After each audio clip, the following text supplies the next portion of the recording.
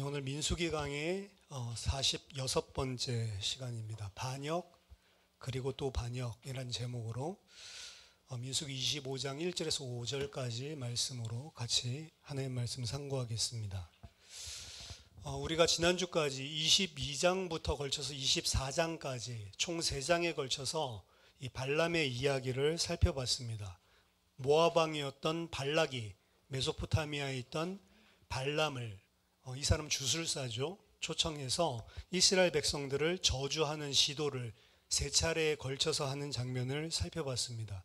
하지만 하나님께서 그 저주를 도리어 바꿔서 축복으로 하나님께서 변하게 하셨고, 그리고 마지막에는 이스라엘에게 장차 이를 종말에 관한 이야기를, 그 종말에는 이스라엘 백성이 모든 민족 위에 영광을 받고 모든 민족들을 복종시키고 왕적인 영광을 누리게 될 거다라고 하는 종말의 그림까지 우리가 살펴봤습니다.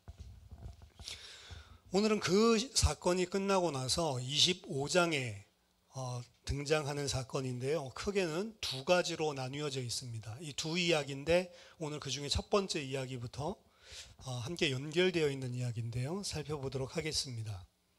이스라엘 백성이 이제 시딤에 머물러 있더니라고 이야기를 하죠. 이 시딤이라고 하는 것은 사실은 줄임말이고요. 원래 전체 풀네임은 민수기 33장 49절에 보면 아벨 시딤이라고 나와 있습니다. 아벨 시딤이라고 하는 게 이제 전체 지명이죠. 그래서 이 아벨 시딤이라는 지역, 모압 평지에 속해 있는 한 지역인데 이 지역에 지금 머물러 있다라는 표현이 등장을 합니다. 이것은 어떻게 보면 시사하는 바가 좀 있습니다. 왜냐하면 여호수아서 2장 1절과 3장 1절에 보면 여호수아가 여리고로 정탐꾼들을 보내는데 그 정탐꾼을 파견하는 장소가 이 시딤입니다. 즉 뭘 이야기하냐면 이제 이스라엘이 가나안 땅 완전 코앞에까지 지금 진격해서 와 있다라고 하는 사실을 보여주고 있는 것입니다. 완전히 직전까지 다다라서 지금 또 범죄하는 모습들을 그리고 있는 안타까운 장면이거든요. 그 시딤에서 바로 하나님께서 약속하신 그 땅 앞에서 그 백성이 모압 여자들과 음행하기를 시작하니라 라고 이야기를 합니다. 이 모압 그리고 미디안 두 족속이 함께 혼합 족속을 지금 이루고 있는 상태인데요. 이미 이것은 앞에서 보면 민수기 22장 4절에 발람을 청할 때에도 모압의 장로들과 미디안의 장로들이 연합해서 갔었던 이야기를 보여주죠. 이 지역에서 아마 둘이 함께 긴밀하게 연합해서 살고 있는, 오늘날로 치면 다민족 국가 같이요. 이 두 민족이 함께 연합해서 살고 있었는데 오늘 본문에서는 이 모압 여인들이라고 나오지만 다음 주에 살펴볼 내용들 살펴보면 이제 미디안 여인들이 등장하거든요. 사실은 같은 족속이다 이렇게 생각을 하면 됩니다. 족속이 같은 것은 아니지만 지금 상황에서요. 이들이 모압과 미디안이 함께 연루되어서 그들이 이 이스라엘 백성과 음행하기를 시작했다라고 이야기가 나오는데요. 이 음행하다라고 하는 것은 자나라고 하는 동사를 사용하는데 문자적으로는 실제 음행하다라는 의미를 가지고 있고요.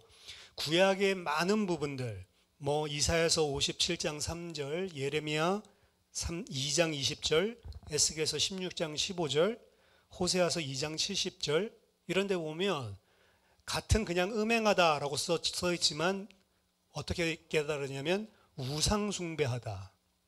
그러니까 그냥 육신적인 음행도 직설적으로 이야기를 하지만 더 성경에서 중요하게 우상에 숭배하고 하나님 아닌 다른 신과 음행하다라고 하는 표현에 많이 등장하는 겁니다. 오늘 본문에서는 간단하게 이야기를 하지만 사실은 첫 번째 절에서 이야기하고 있는 이 여자들과 음행했다라고 하는 것은 실제 육체적인, 신체적인 음행을 이야기하는 것 같고 곧바로 2절에 내려가면 영적인 음행인 우상 숭배로 막바로 이어지는 것들을 볼 수가 있습니다. 그 여자들이 자기 신들에게 제사할 때에 이스라엘 백성을 청하매 백성이 먹고 그들의 신들에게 절함으로 이 여자들이 모압 족속들 그리고 미디안 족속들 여인들이 그들의 신에게 제사를 한다라고 이야기를 하죠. 이것은 그들이 섬기고 있었던 어떤 일종의 절기나 축제 같은 사실은 굉장히 휘황찬란한 그런 제사 행위입니다. 그리고 제가 지난번에도 한번 설명을 했지만 그 제사에서는 음행이 일어난다고 했죠. 바알 신에게 어떻게 보면 비를 내리게 하기 위해서, 바알이 흥분하게 하기 위해서 사제들이 그리고 함께 예배하는 신도들이 같이 음행하는 일들을 벌인다라고 이야기를 했는데, 그러한 일들이 일어나는 종교적인 축제입니다. 그리고 그런 음행뿐만이 아니고 고기와 그리고 각종 음식들이 어떻게 보면 풍성하게 있는, 오늘날로 치면 파티 같은 거예요. 마치 완전히 음란 파티, 그리고 좋은 음식들 가지고 함께 즐기는 그러한 파티 축제와 같은 것이 이들이 제사하는 실제적인 모습이었습니다. 여기에서 본문을 가장 그래서 정확하게 이해할 때 이스라엘 백성들은 그들이 신들에게 제사를 지내고 그런 휘황찬란한 그리고 음란한 그러한 우상 숭배를 하고 있는 장소에 희생제사 의식에 동시에 같이 참여를 했고요. 아마 그들의 신에게 바쳤던 고기를 함께 먹고 그리고 사제들과 함께 행음을 했다라고 볼 수가 있는 거죠. 그리고 또 뒤에 보니까 그들의 신들에게 절을 했다라고 이야기를 하죠. 이제 그들이 주는 고기, 어떻게 보면 산의 진미들을 먹고 또 여자들을 취하고 결국에는 궁극적으로 그것이 무엇을 의미하냐? 우상에게 절하고 있는 거다라고 이야기를 하는 겁니다. 중요한 것은요, 이 사건이 그냥 우연하게 발생한 사건이 아니라는 것입니다. 사실은 그들의 속임수와 유혹으로 일어난 것입니다. 그래서 이 여자들이 유혹했다라고 하는 표현을 실제로 이야기를 하고 있는 거죠.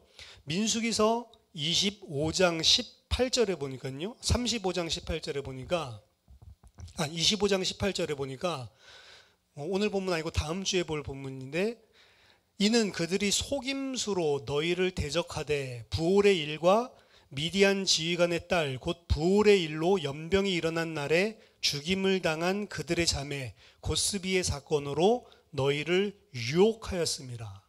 속임수라는 단어가 나오고 유혹했다라고 하는 단어가 나오죠.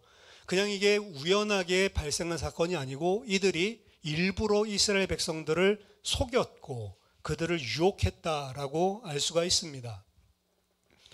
이번 사건은 모압과 미디안이 함께 이스라엘 백성들을 속이고 유혹하는 것에서 발생을 했다라고 이야기를 하고 있고요.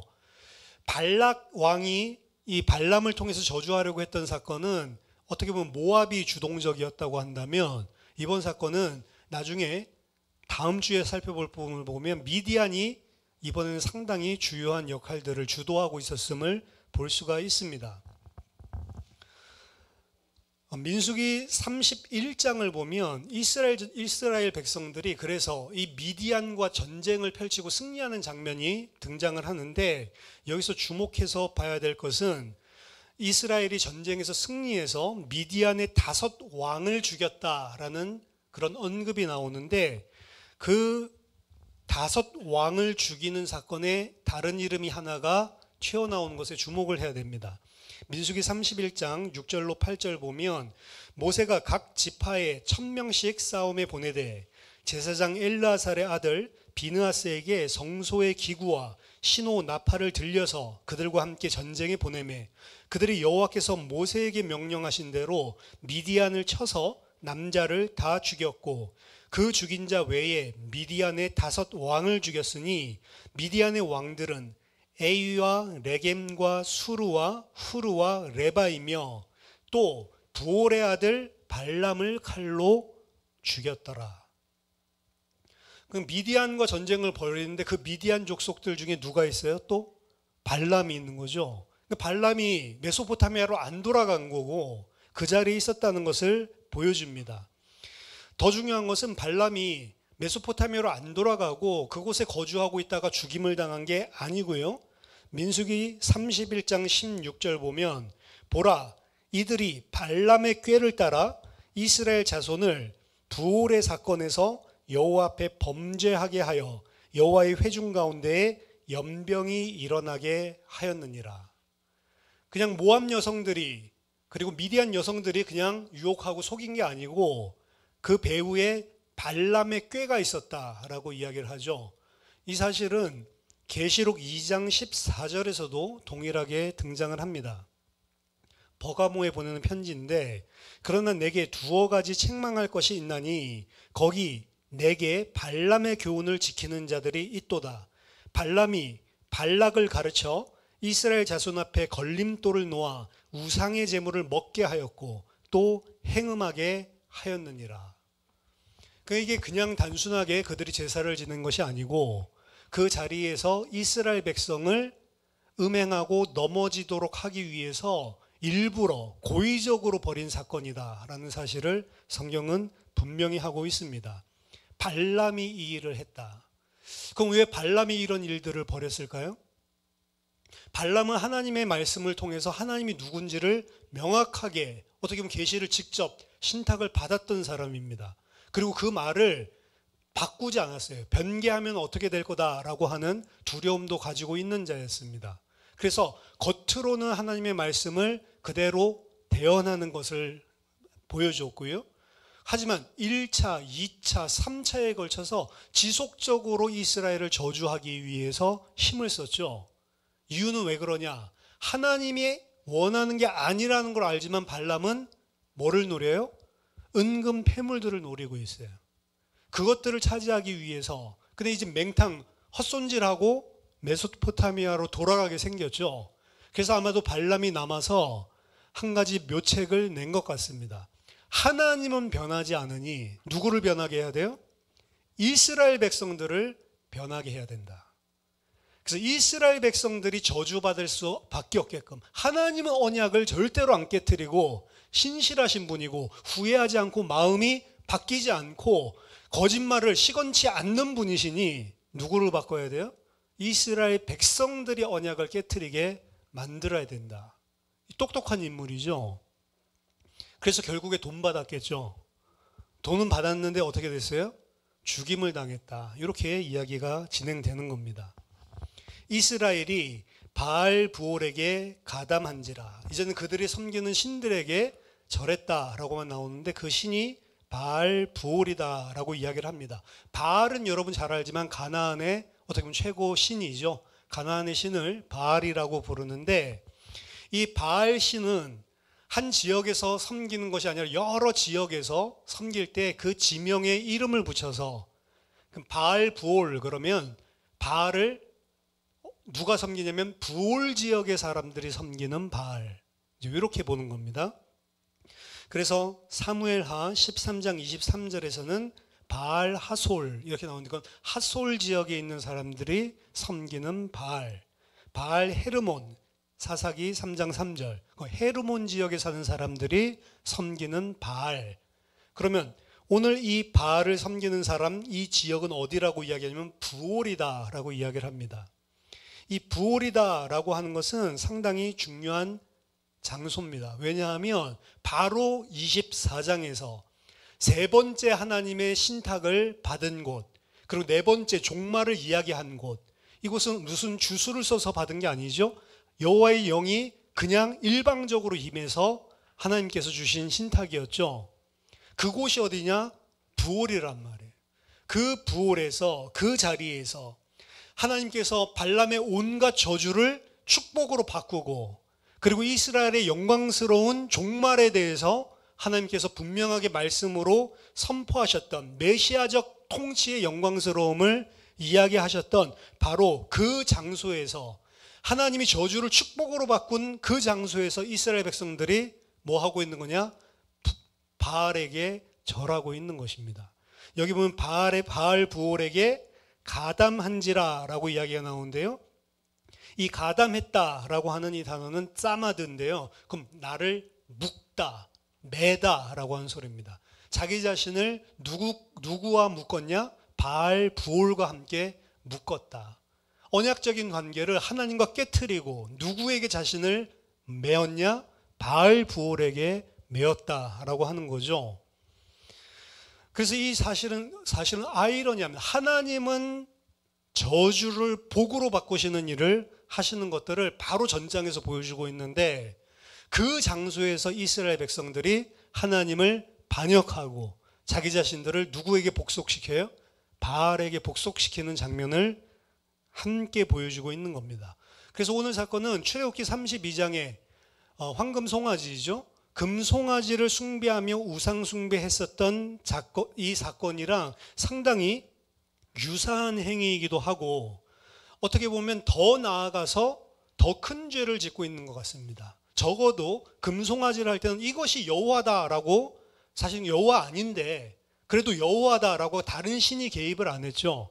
근데 오늘은 여호와의 이름이 아니고 바알 부올인데 거기에 지금 복속을 하고 있는 장면이기 때문에 출애굽기 32장보다 훨씬 더 큰 배역이고 반역이라고 볼 수가 있습니다. 여호와 입장에서는 극대노하는 게 사실은 당연한 거죠. 여호와께서 이스라엘에게 진노하시니라. 여호와께서 모세에게 이르시되 백성의 수령들을 잡아 태양을 향하여 여호와 앞에 목매어 달라. 그리하면 여호와의 진노가 이스라엘에게서 떠나리라. 태양을 향하여, 태양신에게 하는 게 아니고요. 이 처벌이 백주 대낮에 모든 사람이 다 볼 수 있는 대낮에 공공적으로 공개적으로 이루어진다. 모든 사람들이 다 볼 수 있도록 공중적인 성격을 띈다라고 하는 의미입니다. 그리하면 여호와의 진노, 여기는 여호와의 진노라고 번역되어 있지만 원래는 한 가지 언어가 더 있습니다. 하론 아프 야훼. 아프 야훼 그러면 여호와의 진노고요. 앞에 보면 하론이라고 하는 수식어가 붙어요. 여호와의 맹렬한 진노입니다. 그래서 여호와가 그냥 진노한 게 아니고 엄청 맹렬하게 진노했다. 극대노한 표현이죠. 구약 성경에 여호와의 맹렬한 진노라고 하는 이 단어, 오늘 나온 이 단어가 여러 군데 등장을 하는데, 예를 한 군데만 들면 호세아서 11장 9절에 나의 맹렬한 진노를 그들에게 나타내지 아니하며, 그러니까 에브라임, 유다, 이스라엘 백성들에게 나의 맹렬한 진노를 다시는 나타내지 않겠다. 회복을 이야기하는 장면이거든요. 나타내지 아니하며, 이걸 대꾸로 뭐라고 치냐면 내가 다시는 에브라임을 멸하지 아니하겠다. 맹렬한 진노의 결과는 멸한다라고 나와 있어요. 그러니까 그냥 맹렬하게 진노하는 것이 아니고, 맹렬한 진노는 어떻게 해요? 이스라엘 백성들을 다 진멸시키는, 디스트로이, 파멸시키는 그런 행위를 잇따르고 있다라고 하는 것을 대꾸로 이야기를 하고 있습니다. 그러니까 지금 이 장면이 여호와의 맹렬한 진노가 일어났다는 것은 지금 이 일로 인하여서 이스라엘 백성들을 하나님이 다 파괴시킬 수 있는 그런 장면이라는 거예요. 엄청나게 무서운 장면이죠. 그 진노를 피하기 위해서 하나님께서는 방법을 근데 주십니다. 뭐죠? 백성의 수령들을 잡아다가 백주 대낮에 모든 사람들이 다 볼 수 있도록 여호와 앞에서 그들을 목매어 달아라. 이게 여호와의 해법입니다. 모세가 이스라엘 재판관들에게 이르되 너희는 각각 바알부올에게 가담한 사람들을 죽이라 하니라. 여기까지 이제 오늘 본문인데, 여러분 5절에 지금 이 모세가 여호와의 명령을 4절에서 받고 5절에서 지금 행하잖아요. 여러분 이상하지 않습니까? 이게 이상해야 돼요. 왜냐하면 일반적으로 지금 민수기에서도 그렇고 출애굽기에서도 그렇고요. 명령하면 뭐라고 나와요? 보통은 모세가 여호와께서 명하신 대로 다 행하니라. 이렇게 나오는 게 일반적인 거거든요. 근데 여러분들이 잘 보시면 오늘 본문은 다를 뿐만 아니고 이런 표현 자체도 등장하지 않고, 모세가 한 명령과 여호와께서 하신 명령들을 여러분 살펴보시면 그 명령이 달라요. 그렇죠? 여호와께서는 백성의 수령을 잡아 태양을 향하여 여호와 앞에 목매어 달라라고 이야기하셨죠. 근데 모세는 뭐라고 이야기합니까? 너희는, 재판관들을 불러서 너희는 각각 바알부올에 가담한 사람들을 죽여라. 다르죠? 모세가 지금 하나님 말씀대로 안 하고 있는 겁니다. 이게. 그래서 반역 그리고 또 반역이에요. 이스라엘 백성이 반역했고 두 번째 반역은 제가 누굴 설명한 거냐면 모세가 또 반역하고 있는 거예요. 여기서 그 가담한 사람들을 죽여라라고 이야기할 때 재판관들을 불렀다고 그랬죠. 이 재판관들은 누굽니까? 앞에서 말했었던 그 백성들의 수령, 리더, 지도자라고 하는 표현을 쓸 때는 이 로시, 머리를 뜻하는 레심이라고 지휘관, 지도자라고 하는 표현을 썼고, 여기 재판관이라고 하는 표현은 쇼프팀, 샤파트, 재판을 하는 사람, 재판관이라고 번역이 돼 있어서 단어가 달라요. 수령과 재판관이에요. 근데 이 샤파트, 복수형으로는 쇼프팀이라고 하는 이 재판관은요, 출애굽기 18장 25절 26절에 따르면 모세가 혼자 재판 다 하는 게 너무 힘드니까 하나님이 너를 도와서 함께 소소한 일들을 재판할 수 있는 재판관들을 세워라. 1000부장, 100부장, 50부장, 10부장 이래가지고 백성들을 재판할 수 있는 작은 리더들을 뽑는다고요. 그 사람들이 이 쇼프팀입니다. 그리고 이 재판가들이 그냥 쇼프팀이라고 부를 뿐만 아니고 이스라엘 백성들의 로심, 오늘 말하는 수령들이라고도 부르는 자들이에요. 즉 지금 모세가 바알볼에 가담한 사람들 다 죽여라 라고 재판관들을 불러서 이야기했는데, 이 재판관들이 그냥 재판하는 사람이 아니고 리더 따로 재판관 따로 있는 게 아니고 이 사람들이 누구라고요? 이 사람들이 리더들, 지휘관들이라고요. 수령들. 그러니까 하나님은 수령들을 지금 다 달아 죽이라 라고 이야기했는데, 모세는 그 수령들을 불러가지고 이 사람들 죽인 게 아니고 바알볼에 가담한 사람들 다 죽여라, 지금 이렇게 이야기를 하고 있는 겁니다. 왜 그랬을까? 여호와께서는 백성들을 죽이라고 명령하신 적이 없습니다. 오늘 본문에 보면. 그렇죠? 여호와께서는 백성의 지휘관들을 잡아 처형해라 라고 이야기했는데, 모세는 그 지휘관들을 불러서 그 백성들을 죽여라 라고 이야기를 하고 있는 겁니다. 왜 모세는 이렇게 이야기했냐? 오늘 본문에서는 이스라엘 지휘관들 또한 다 백성들과 함께 바알부올에 가담했는지 안 했는지, 바알에게 절했는지 안 했는지에 대해서는 이야기하고 있지 않습니다. 하지만 모세가 이렇게 명령한 것을 기반으로 추측해 본다면 바알부올에게 우상 숭배한 사건은 출애굽기 32장에 아론이 우상 숭배를 했던 것, 아론이 백성의 지도자로서 백성들을 우상 숭배하게 만든 사건이 출애굽기 32장 사건이라면, 오늘 본문에서는 그 지휘관들이 이 이스라엘 백성들을 우상 숭배하게 했다, 이런 말 표현 자체가 없어요. 누가 유혹했죠? 모함 여자들이. 그렇죠? 그러니까 이 지휘관들이 우상 숭배하게 했다, 지휘관들도 함께 했다라고 하는 표현 자체가 오늘 본문에 등장하고 있지 않습니다. 아마도 이스라엘 지휘관들이 이 우상 숭배를 직접적으로 지휘해서 함께 우상 숭배에 가담한 것이 아닌 것 같아요.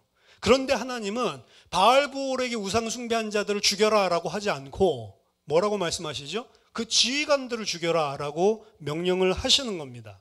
따라서 모세는 여호와의 말씀을 그대로 실행하는 게 현실적으로 어렵다라고 생각을 하고 있는 거예요. 이 사람들은 참여한 것도 아니고 그 우상 숭배하도록 만든 사람들도 아닌데, 이 백성들이 유혹당해서 우상 숭배했는데 왜 이 사람들을 죽이라고 하시는가? 이해가 안 되는 거죠. 그래서 현실화하기가 어렵다라고 압박을 느끼고 있는 거고, 그래서 명령을 살짝 바꾸죠. 바알부올에 가담한 사람들을 다 죽여라. 따라서 깁슨이라고 하는 사람이 쓴 주석에 보면 이 일로 인해서 이스라엘 백성들에게 나중에 9절에 보면 연병이 그쳤다라는 표현이 나오는데, 연병이 시작되었고 필요한 것보다도 훨씬 더 많은 사람들이 죽게 되었다. 누구 때문에요? 모세 때문에. 물론 이것은 깁슨의 해석입니다. 이미 여호와의 진노가 벌어졌다라고 하는 것도 상정을 할 수가 있어요. 왜냐하면 지휘관들 달아라, 그러면 내가 진노를 그치겠다라고 이야기하셨죠. 그러니까 이미 그 동시에 발생했을 가능성도 있습니다. 하지만 더 분명한 것은 그것을 멈출 수 있기 위해서 하나님께서 주신 방법은 그 바알부올에 가담한 사람들 죽이는 게 아니고 수령들을 매달아 죽이는 거, 그게 하나님의 방법이었다는 거죠. 따라서 어떻게 보면 이전에 시작된다라고 보더라도 모세가 그렇게 했기 때문에 연병이 시작됐다 이렇게 보는 게 좀 무리가 있고, 그 이전에 이미 연병이 시작됐다라고 보더라도 누구 때문에 그 연병이 안 그치고 더 많은 사람들이 죽었냐? 모세 때문에 지금 그렇다라고 생각할 수가 있는 겁니다. 비느하스가 다음 주에 살펴볼 장면에 개입하기 전까지는 사람들이 계속해서 연병으로 죽었고 총 죽은 사람들이 24,000명이나 되었습니다. 원래 수령들 죽는 것과 비교해 본다면 비교할 수 없는 숫자가 죽임을 당한 거죠. 그래서 오늘 두 가지 반역 이야기가 나온 겁니다. 이스라엘 백성들의 반역, 그리고 모세의 반역, 두 가지가 등장하는 겁니다. 그래서 그냥 쓱 읽고 넘어가면 모세가 반역했는지 안 반역했는지 사실은 오늘 본문에서 찾기 힘들어요. 근데 여러분들이 이 부분들을 이게 지금 모세가 또 마지막 어디에서요? 저 가나안 땅이 보이는 바로 여리고 맞은편에서 모세 또 실수하고 있구나라고 하는 것을 우리가 발견할 수 있는 겁니다. 세 가지를 살펴볼 건데, 먼저 첫 번째는 이 이스라엘 백성들이 왜 바알 부올에게 복속하게 되었는지, 이 부분에 대해서 24장과 25장을 같이 붙여서 지금 저자는 이야기하고 있는 겁니다. 결론적으로 말한다면 이스라엘 백성들은 하나님에 대해서 너무 무지한 거예요. 하나님에 대한 무지로 말미암아 그들의 반역이 반복적으로 일어나고 있는 겁니다. 같은 장소 부올에서 하나님은 뭘 하고 계셨죠? 이스라엘을 저주받을 자에서 하나님의 복을 받을 자로 바꾸는 일들을 계속하고 있었다고요. 모압 평지에 있었던 이스라엘은 지금 자신들이 어떤 저주를 받을 상황이었는데 배후에서 하나님께서 어떻게 그 저주를 복으로 바꾸시는지, 이 22장에서 24장에 일어나는 일들을 전혀 모르고 있는 상태죠. 누가 가서 보지 않는 한 모르고 있는 상태였죠. 그렇기 때문에 나중에 이제 아까 전에 발람을 죽이고 이런 신문 과정에서 밝혀졌는지 모르겠지만 이스라엘 백성들은 지금 하나님이 내 배후에서 일하고 있는 것에 대해서 전혀 무지한 상태예요. 그러니까 눈에 보이는 것들을 쫓아갈 수밖에 없는 겁니다. 이게 22장에서 24장까지 계속 이야기하고 있는 거예요. 나귀도 눈을 열어서 하나님을 알고요. 심지어 이방인 주술사 발람도 말씀 받고 하나님을 아는데 누가 제일 하나님을 몰라요? 이스라엘 백성이 하나님을 제일 모르는 거예요. 그래서 그 이스라엘 백성이 범죄하고 있는 사실들을 보여주시는 겁니다. 하나님께서 발람을 통해 줄 저주를 하나님이 이스라엘을 축복하는 은혜로 지금 바꿔주고 계시는 그 일을 하고 있는 그 장소, 거기에서 이들은 하나님을 대적하고 있는 것이었습니다. 발람은 하나님 믿지 않았습니다. 그래도 하나님을 알았어요. 그렇죠? 이방 주술사인 주제에 하나님의 신실하심이 어떠한지를 봤고, 하나님은 결코 마음을 못 바뀌었구나, 하나님이 견고하다는 사실을, 언약에 견고하다는 사실을 눈치챘습니다. 하나님은 절대로 바꿀 수 없구나. 그래서 타겟을 하나님이 아니고 이스라엘로 지금 바꾼 거잖아요.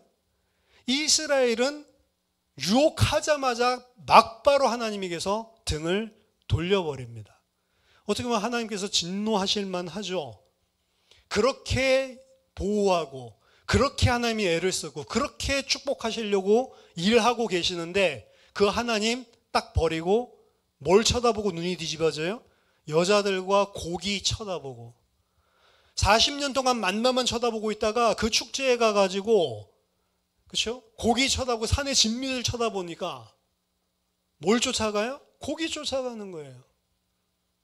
맨날 이스라엘 40년 동안 광야 생활하는데 뭘 그렇게 치장하고, 예쁜 사제들이 치장하고 나와서 행음하고 이런 것들을 보니까, 그리고 자기들도 오라고 하니까 당연히 육신에 넘어가는 이스라엘의 모습입니다.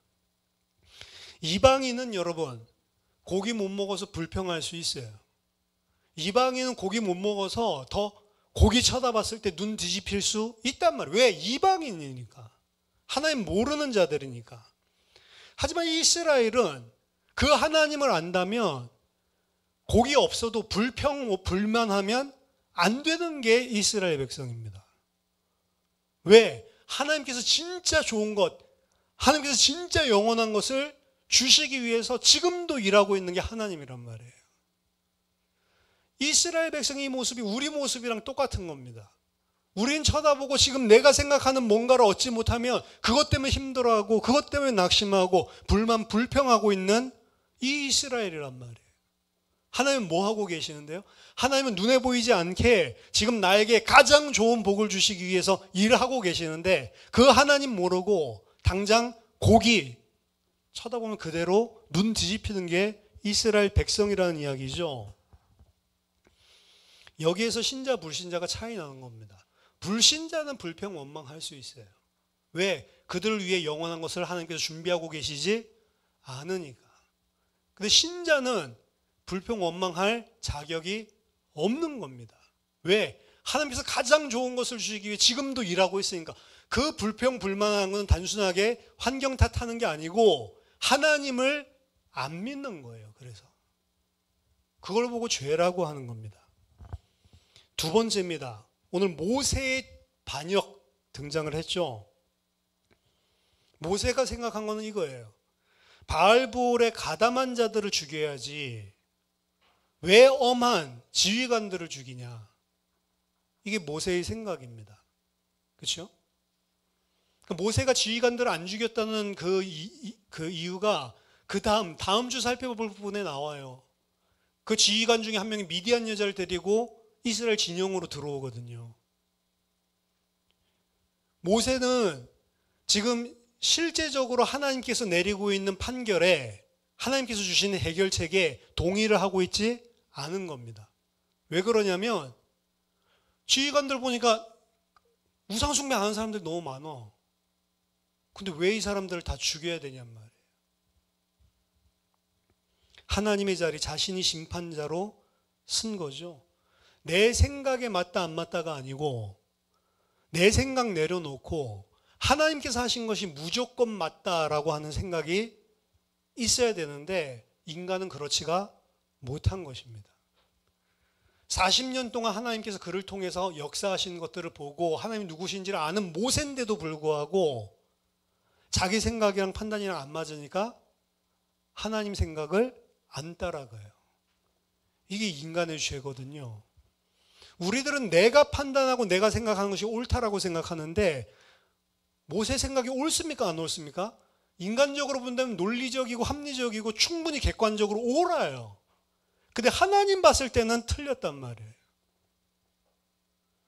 이스라엘 백성들을 구원하기 위한 하나님의 방법은 한 가지입니다. 그들이 죄를 지었든 안 지었든 수령들을 다 목매달아 죽이라는 거예요. 그게 이스라엘 백성 살릴 수 있는 길이라고요. 그렇죠? 근데 모세 생각은 저 사람들이 무슨 죄가 있다고 저들을 죽여. 그걸 보고 죄라고 하는 겁니다. 그러니까 아까 전에 불평불만하는 것들, 불평불만이 이유가 없어서 하는 불평불만은 단 하나도 없다. 분명한 객관적인 합리적인 논리적인 이유가 있기 때문에 불평불만하는 것이고, 그렇죠? 근데 하나님의 백성은 불평불만할 자격 없다. 공산주의냐? 공산주의가 아니고 하나님이 통치하고 피조물인 인간은 무조건 순종해야 된다는 거예요. 공산주의보다 더 심한 겁니다, 사실은. 그걸 그냥 겉으로만 하는 게 공산주의라고 하면 하나님은 더 독재자. 아니, 속으로부터 기뻐서 해야 돼, 그거를. 인정이 안 되다. 그걸 진짜 순종이라고 이야기하거든요. 세 번째, 그 하나님은 지휘관을 아무 죄도 짓지 않은 지휘관들까지도 싹 다 죽이라고 처형하라고 이야기를 하는데 그게 하나님의 진노를 그치고 이스라엘 백성 살릴 수 있는 길로 제시하고 있는데 왜 그렇게 할까요? 그게 하나님의 백성 살리는 유일한 길입니다. 죄를 모르는 지도자를 죽여야 되는 거예요. 예수 그리스도 이야기예요, 사실은. 내 죄 때문에 아무 죄 없는 백성의 지도자가 죽어야만 그 백성이 살아날 수 있다고요. 유일하게 그 백성이 살아날 수 있는 길을 이야기하고 있는 겁니다, 사실은. 그 지휘관은 억울하잖아요. 그 지휘관은 억울한데 그 억울한 죽음이 없으면 너희들이 살 수 없다라는 거예요. 예수 그리스도 안 억울합니까? 왜 죽어야 돼요? 예수 그리스도의 죽음 없이는 살아날 수 있는 길이 없습니다. 그분은 죄가 없으시고 하나님의 진노를 받을 만한 그 어떤 것도 가지고 있지 않았지만 우리 죄 때문에 진노받고 죽으셔야 했던 분이 예수 그리스도라는 거예요. 이 그리스도의 십자가, 그게 죄인들이 살아날 수 있는 유일한 길입니다. 만약에 여러분들 10부장, 아까 제가 1000부장부터 이야기했지만 10부장이면 10명 중에 1명 리더니까 상당히 가까운 사이겠죠. 근데 그 10부장이 나 때문에 죽었어. 그렇죠? 그럼 그 10부장을 평소 때 잘 알고 지냈던 그 사람은 어떤 생각을 가지게 될까요?